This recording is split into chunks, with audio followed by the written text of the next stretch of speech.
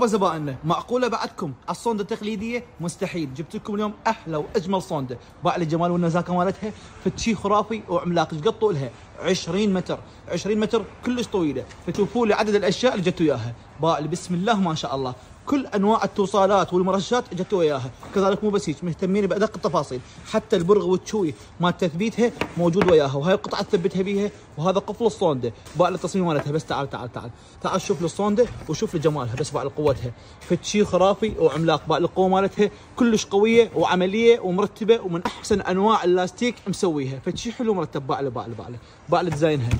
بعد ما تتعبون نهائيا بلم الصونده، مجرد ما تفرون هذا راح تلتف الصونده هنا وتثبت بشكل كلش حلو. كذلك شنو، شوف لهاي مالتها الخرطوم تثبت هنا الصونده او البوري، وراح يجي المي بهاي الصونده بكل سهوله. فتشي حلو مرتب. تعال شوف حجمها، ارتفاعها 37 سنتيمتر وعرضها 30 وطولها كذلك 30. باع ديزاينها وباع لي باكج قد حلو، مرتبه وحلوه وناسكه وقويه. اطلبوها هسه ولا تفوتون فرصه، والتوصيل عندنا لكل العراق.